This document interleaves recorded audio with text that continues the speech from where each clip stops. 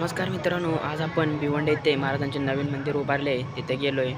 गेल्या गेल्या आम्ही बाहेर चप्पल काढून आत निघालो. आत आम्ही दरबारातून प्रवेश केला. गेल्या गेल्या असं आम्हाला समजलं की आत महाराजांची अजून मूर्ती स्थापन केलेली नाही.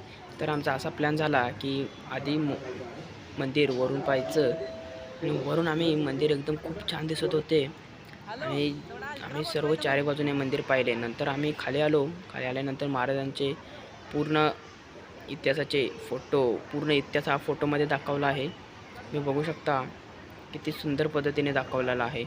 तर असेच आम्ही सर्व फोटो बघितले आणि नंतर महाराजांचे जे शस्त्र वापरत होते महाराज, जे लढाईला ते, आणि त्यांचे वस्त्र पण होते तिथे.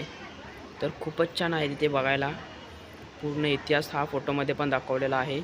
हे बघितल्यानंतर आम्ही जायचा प्लॅन केला. जाता जाता आम्हाला ही महाराजांची पालखी दिसली. त्याच्यानंतर महाराजांचे दर्शन पण झाले.